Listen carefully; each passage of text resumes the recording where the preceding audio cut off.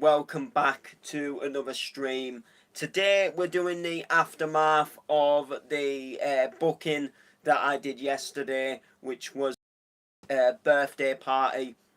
So, for those of you who don't know, along the MCing, producing, and DJing at raves, I do all on the side to do birthday parties, weddings, that kind of thing.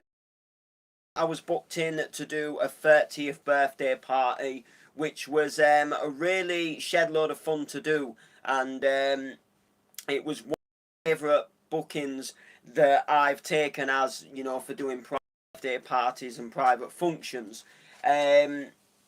So I was booked in to do a 30th birthday party at a place called Hotel 41 in Driffield. Now, I'm a little bit buzzed actually because it's the first ever time I've actually DJ'd out in Driffield. And if you don't know, Driffield's like it's like my hometown where I was basically grown up and raised. Before I moved to Hull, so I was quite buzzed to come into this sort of town and be able to DJ. I was a little as well because there is people in Driffield that will do this sort of thing. Actually booked and hired me to come all the way from Hull. That sort of half an hour drive to Driffield to come and do the music. But nevertheless, it was an absolute shed load of fun to do. So Hotel 41, I've never been in there before. I mean, before it was Hotel 41, it used to be a bar and a nightclub that sadly shut down. And I vaguely remember, I don't think I ever went there that I'm aware of. I do vaguely remember they did something once, like a kids rave on a Friday, and this is this is dating back, and I can't remember if I ever went to it or going in. But anyway, I went in yesterday. It's like a hotel and a restaurant now, and they've got like a function room at the back. And a guy had essentially put this party together to surprise his girlfriend for her 30th, and she had no clue about it. She had no clue that that there was going to be, even a party. And so we was obviously booked down, myself and the layman, we was obviously booked down to do the music. So I was very excited, I was very buzzed, and it's that typical sort of, Queen 80s, then into your 90s, and then they wanted a few sort of like, to 2000s R&B, they wanted a bit of Spice Girls and a bit of Britney Spears and stuff like that, which was all right. We got to drop some of them, but then when it got later on, that's when things got a little bit interested. It was quite fun. So we're there just sort of playing our R&B stuff, and they're enjoying it. They're having a little bit of a gem and a little bit of a a little bit of a vibe. And then someone comes over and says, "Have you got Special D? Come with me."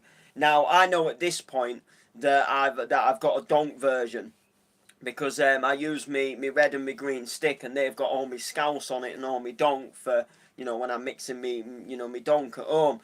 So I knew I had a donk version. So I thought, what am I really gonna do here? Because it's a full extended version. There's quite a long intro before the breakdown, and it's quite ravey, it's quite donkey, it's a bit more of a step up. So what I thought is I'll set a cue point to just where the breakdown comes in. And then that way it's going to come straight into what they know, so hopefully it won't put them off. So that's what I do. So I get it all queued up, bring it down into the breakdown, just to where it the vocals are literally about to start. That at the end of every week. So I did that, and that was it. There was absolutely off. There was buzzing. The whole place was loving it. The donk drops coming, and they were proper raving for it. So then I thought, well, what can I do next to top it? And then I had a CD with me. Believe it or not, it was a pop party CD. And something like track 15 or 16 was Cascada, Every Time We Touch. but obviously again just a radio edit. So I thought, well, you know what, I can play that next because it'll keep the vibe going and they'll love it. So it kept the vibe going. They absolutely loved it. And then someone requested a bit of Scooter, but we sadly ran out of time. Someone requested Heart of Gold, which again I only had a donk version of it. I made an intro version of that tune that starts on the breakdown, so that wasn't too bad. But I reckon if if someone had have requested the special D a little bit earlier, we could have gone on to like a little bit of a Clubland, sort of vibe here, because I could have gone into Pretty Green Eyes and Shooting Star. That would have been all fine and dandy, and then someone requested the Eminem Without Me. And obviously that was remixed by Drunken Monkey and made into a club tune, and I think that's the one he was essentially wanting us to play, but the only way he could describe it was an Eminem tune, a happy hard Eminem tune, and it wasn't a happy hardcore tune. It was Drunken Monkey that did like a Clubland version that he used this little sort of riff out of the Eminem song, but sadly we didn't get time to play it, but they was just buzzing. They was going for it. The whole dance floor was just absolutely off. It was an absolute gem. It was an absolute it was just a buzz. It was a buzz. What more can I say? Other than it was just an absolute buzz. Do you know what I mean? It was just an absolute buzz to see them all raving to the stuff that I'd normally drop anyway. Because I go with all this sort of like Britney Spears and stuff, and yeah, they loved it. Don't get me wrong, they was having a good old dance to it, but then when they just got so raving to the Clubland, it felt like we turned the place into a rave. We turned the place into a proper banging club night, which was absolutely fantastic. I wanted to actually mix, because when you're doing these sort of like parties as such, you don't really mix. You sort of fade the next track. Into the sort of last track that's fading out. You don't mix radio edits. It's just a case of dropping, and with parties like that, they will get bored of 16 bars of just kicks or 16 bars of just kick and bass. They want the vocals, they want the main bit just to come in, so they can sing along. So even when it came onto the donk, I didn't necessarily mix it in. It was just a case of fading in, fading out, which was obviously it's what you do. But yeah, they absolutely loved it. We got a tip on top of what I quoted them, which I quoted them 150 quid. I normally, to be fair, go a little bit cheaper, but because we was coming out of town and we was having that little bit of travel and stuff like that, and the thing is the other things are going up, like the cost of living, and and to be fair, I don't think we was really asking for too much. I mean, I've got to bring all my equipment. Like I say, we had to drive. And I just think, personally, it was a good thing. And, there was actually really buzzed. They was really excited. There was no arguments. We're paying up, right at the end of the night. How much do I owe you? Blah, blah, blah. All this. And then it was like, no, you can have a tenner extra. So we was buzzed. So, myself and Lee, we got an extra five in our back pockets, which, is always a good thing. And, we just absolutely smashed it. They loved it. They were singing along.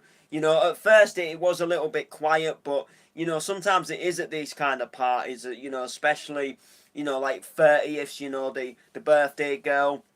There's obviously maybe a lot of people she hasn't seen for a while, so it's like talking and catching up, and, then they're taking photos, and then there's obviously, the buffet food. So they sort of do that, and they sat down for a bit, and then obviously as the night gets a bit later on, they've had a few to drink, they get a bit more in the party spirit, they've had the food, and then they get dancing, and it was just exactly that what happened. They chilled out and spoke with each other for a bit and just had general chit chat with the music sort of in the background, and then it gets a little bit later on, and they're a bit more dancing. they were a bit more up for it. Which was just really nice to see, and we just absolutely enjoyed it. So pros and cons about the venue, because there's a couple of things that I want to note down and mention about the venue, and just a few little, I wouldn't say bad experiences, but just things that they could maybe more possibly just work on to make a little bit better. Well, the first one, I don't know if it's really the venue's fault as such, and I mean, maybe we could have done something a little bit better at this point, but the reception in there was absolutely terrible. Now, me being me, and I feel quite daft now. I never looked to see if there was a free Wi-Fi. There could have quite easily have been a free Wi-Fi that I didn't know about. The second thing is I didn't go up to the bar and ask about Wi-Fi and just said, look, is there a Wi-Fi we can connect to, because the reception's really bad in here. So that's something that we could have done maybe a little bit better ourselves. But the reception in there was really poor. We was trying to load songs up on the internet that I didn't have on my stick, and I guess the only way we battled through it was to load the song up like in advance. So like, say if someone requested a song, we'd have to play it like a couple of songs down the line to give the YouTube chance to load the tune, because the signal was just so slow in there for the data. But the second thing that I would most definitely recommend is where we stood to DJ. It was too dark. We needed a bit more light, to be honest with you. Like, we needed some natural light from the venue itself. I mean, we had our two, I had my CDJs, my 4-channel mixer, and my disco light. But it was just quite hard. Like, we needed some general light to be able to see the mixer and stuff. It was a little bit hard. Was trying to like look at CDs to read the track listings, and we had to put our torches on our phone, to be able to see them. And then obviously as it got later on during the night, they turned the lights off near the tables where everyone was sat eating, and turned it more into a bit of a disco for them, which then made it even darker for behind the decks for us. So they could have just done with maybe having like just a little light, like a few little lights on the ceiling, just that could light up our area just a tiny little bit, because it was just too dark. It was quite hard to see at some points, and sometimes you're having to really squint to track listings on CDs and things, and it just wasn't the best thing. They could have just done with that little bit of light, and then they would have cracked it. As far as that, everything else, it was a really nice done out venue. It was really smart, and there was easy access for smoking areas and toilets, which was a good thing. I couldn't find the toilets at first, but they were just through a door. But because I hadn't really been looking around the venue, I just more or less come in, told where to set up and set up. We'd just been for a meal before. I'd had a pint of Coke, Pepsi, and then because I'd been sort of like walking about, bringing equipment in, I realised, sadly, that I'd forgotten an extension lead, but luckily it was only round the corner from my nan's house, so I ran there, got an extension lead. So then by the time we'd got set up, oh, do you want a drink? And I was actually ready for it. So we had we both had a Coke, and then by the time I was drinking that, because I'd had the pint of Pepsi as well at the the restaurant across the road, I was getting really ready for the toilet, but no. Absolutely amazing night. Really, it was really fun. It was just one of them enjoyable, fun nights. Oh, sorry about that. It was just one of them enjoyable, fun nights that just absolutely went down a treat, and they were very happy with us. I believe that they're going to recommend us. They were asking for our Facebook pages, blah blah blah, etc. And they just seemed to really enjoy it. So I was obviously very happy that they was happy. With our service. I mean, we seem to go down well, and I think the fact is that I bring my friend Lee along. you know, and he'll do a bit of hyping on the mic, and he'll try and get them singing, and you know, he'll just genuinely, rather than just being a guy as such stood in the corner doing the music, it's like, you know, we're entertaining the people. You know, we're not just there playing some tunes. You know, we're there playing tunes. You know, getting the crowd to sing along, having a laugh with everybody. We're interacting. We're being, you know, we're talking to people as well. You know, it's almost like we're not just DJing in the corner, but we're like part of the party as well. And I think that's what people like. You know, the fact that we, you know, that we'll dance around and smile and have a good time, and you know, we'll sing on the mic, and you know, we'll even sometimes go in and drop a few bars just for fun. You know, especially later on when the donk comes in, Lee grabbed the mic and went with a few little verses. You know, and they loved it. It was just a, you know, really nice touch. You know, Lee, my friend Lee was giving the mic to people and letting them have a sing themselves, and you know, just giving a really, really good service. It's like a DJ and an MC going around and doing birthday parties. Absolutely buzzing, absolutely buzzing. So you know, it was a really good thing. So yeah, it was a good party. All in all, at the moment, I haven't got any more booked in. But I would imagine I might get something again soon. I mean, they're going to recommend me. There's always people throwing some little form of birthday party. I'm just waiting for the day. I mean, I don't want to jinx it, but I'm waiting for the day it falls onto something where where I'm already booked for something, because that could happen. You know, where you get booked for something and then you get booked again. Trust me.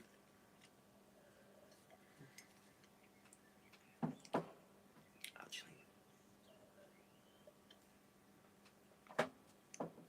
and dates can be quite an annoying thing, because I know Lee.